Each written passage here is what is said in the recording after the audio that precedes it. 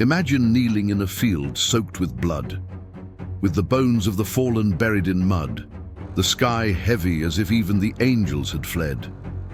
And before you, thousands of swords shining under a Judgment Day sun. There, in the heart of earthly hell, a king bowed before a makeshift cross, a simple wooden stake planted in the ground like a scream. That king was Oswald, and in that moment, he held no shield. He held faith. "Lord," he whispered, "if I must die, let my blood be the baptism of my people." This is not a fable. It is the beginning of one of Christianity's boldest stories. A king forged in exile and among monks, raised in prayer but trained for war, capable of defeating an empire with knees in the dirt. Why did Oswald kneel when the world cried for vengeance? Why did he choose the cross when he could have chosen the crown? What you are about to hear may shake your view of power. It may reignite embers life tried to extinguish, or reveal that true glory bleeds. If you've ever felt like you're fighting alone, if you've ever knelt in the dark, waiting for an answer that never seemed to come, then stop everything. You need to hear this story to the very end. If your soul trembled just in these opening moments, subscribe now. You're about to witness what happens when a man trades a throne for heaven and dies with the name of Christ on his lips. The year was 604. Northern England was still a land torn by shadows and swords. Tribal peoples fought over blood, land, and gods. It was an age when prayers competed with sacrifices, when pagans worshipped trees, and Christians, hidden in fear, tried to plant crosses in secret. It was in this untamed soil that a child was born, marked by promise and by exile. His name was Oswald, son of Ethelfrith, the pagan king of Bernicia, and Princess Acha, but the crown he inherited through blood would soon be stained with sorrow. When Ethelfrith was assassinated, young Queen Acha fled with her children, crossing freezing valleys and hostile mountains until she found refuge in Scotland. They carried no gold, no army, only the weight of disgrace and the burden of survival. Acha, widowed and humiliated, carried a silent prayer in her chest: "If God still sees me, save my sons." And so, Oswald's destiny crossed into the sacred. The family was welcomed by the Christian King of Scotland, and the children, 11 in total, were entrusted to the monks of the monastery of Iona, founded by St. Columba. Picture it now: a castle with no throne, a boy with no kingdom, but surrounded by scrolls, psalms, prayers, and silence. Between cold stone walls and flickering candles, Oswald was formed. The fire that once burned for war now lit the path of devotion. He grew up watching the monks rise before dawn, kneeling on stones, bending their bodies in fasting until they touched the floor. And there, among liturgical chants and the sound of rain tapping the roof, Oswald discovered a peace no sword could ever win. But the seed of royalty never died within him. When he turned 29, the wind of calling blew strong. The throne of Northumbria, his birthplace, had been usurped, and the Christian people there once again were crushed by the old gods. Then the monk, the disciple, the son of exile, stood up, but he was no longer the same. Now he carried the cross as a banner, and before ever lifting a sword, Oswald had learned to lift the rosary. A king was about to return, but not to conquer a realm, to consecrate a people. The night before the battle felt as if even heaven had stopped speaking. Oswald stood alone. The field where his small army gathered was muddy, silent, and shadowed. There were no crowds, no trumpets, only fear. Fear of failure, fear of spilling innocent blood, fear of public humiliation, and perhaps worse, the fear that God was silent. Oswald walked among his soldiers like a shepherd among lambs already marked for slaughter. Many were pagans, others just confused and hungry youths.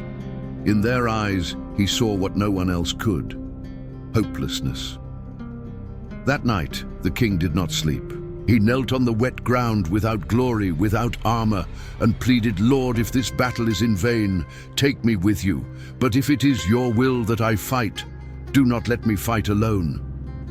No answer came, and it was in that abyss of silence that the vision appeared. In a dream, Oswald saw a monk approaching through the mist. It was Saint Columba, a white tunic, eyes like calm fire. He said nothing. He simply pointed to the earth.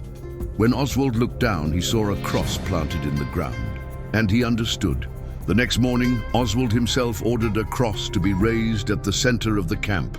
It was not an ornate cross, just rough wood, cut in haste, but more powerful than 1,000 spears.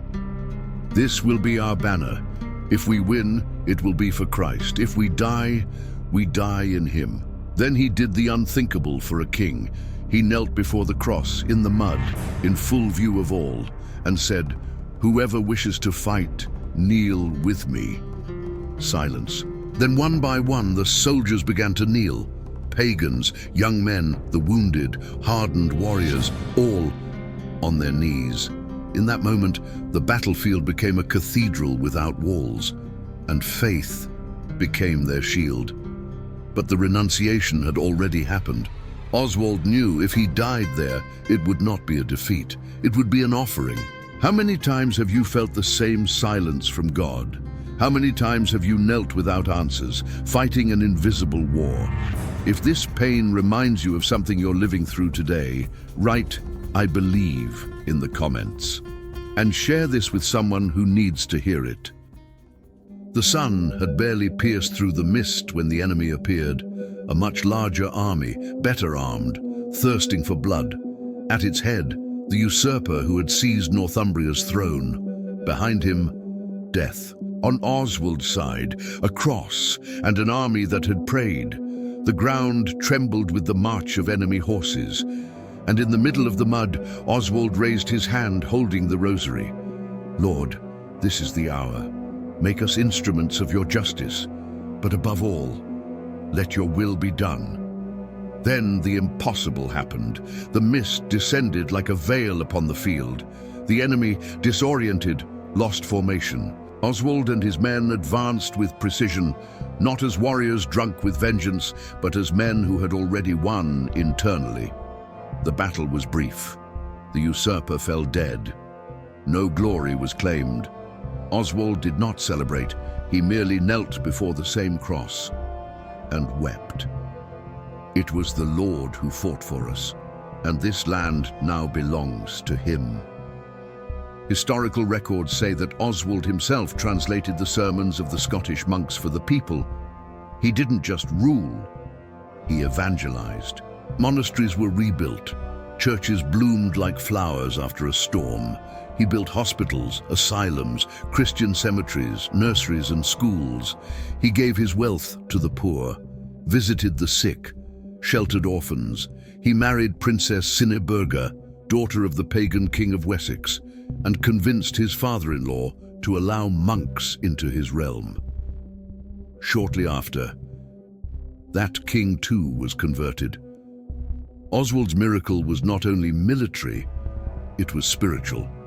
He transformed enemies into brothers, exile into mission, a pagan land into consecrated ground, and it all began with a cross planted in the mud. The Venerable Bede, Christianity's greatest historian in England, wrote that Oswald was already considered a saint while still alive. His former pagan soldiers called him the king who prayed with us, and more. During a great drought, after his death, people began visiting the site where his arm had been buried. When they touched the soil, water began to spring forth. A well was born there, and healings began to occur. Miracles flowed from the place where he had fallen, literally. How many times have you felt like Oswald, standing in the middle of a battlefield where no one else seems to fight for you? How many times have you knelt amid chaos, waiting for an answer, and all you got was silence? Today, Maybe you don't face pagan armies, but you fight the anxiety that storms your mind in the middle of the night. The voices that constantly tell you you're not enough and what the world demands of you. Maybe your usurper is fear. Maybe your battlefield is that dark room where you cry alone, or that meeting where you swallow the lump in your throat to seem strong. You were trained to win, but never taught how to kneel, and that's where Oswald reaches you. He was a warrior, but he didn't win with a sword. He won when he knelt in the mud before the cross, when he stopped fighting by his own strength and surrendered everything to the will of God. That's the turning point. You don't have to pretend everything's fine. You don't have to win alone. What God expects is surrender.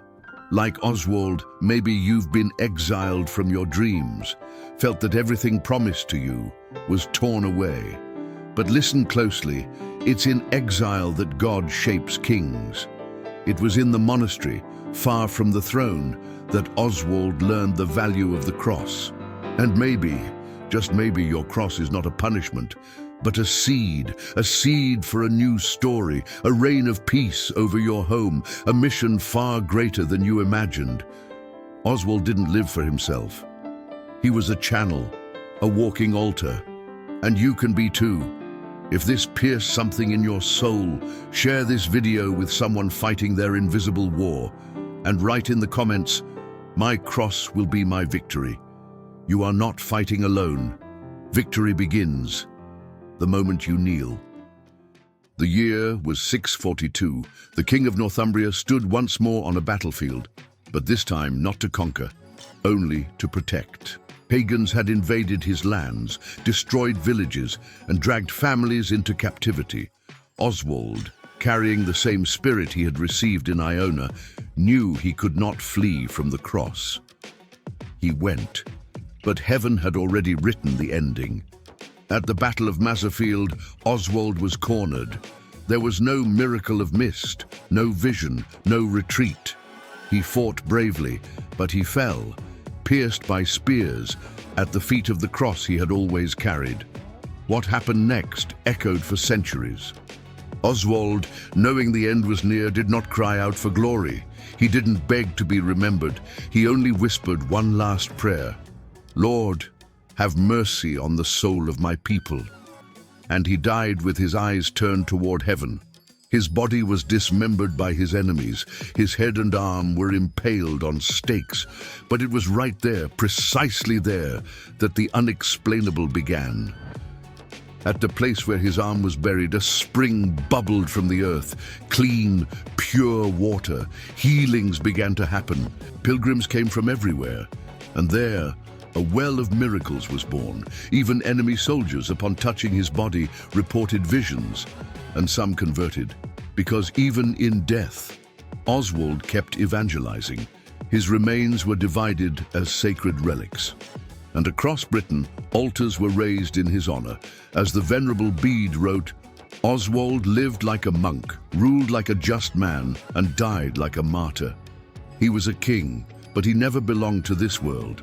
He was heaven's. And so, we leave you with this verse, one that might now echo within your heart. "Be faithful unto death, and I will give you the crown of life." Revelation 2:10. Oswald's body was forgotten by kings, but remembered by angels. His name was erased from maps, but carved into souls. His cross was broken by men, but lifted again by heaven.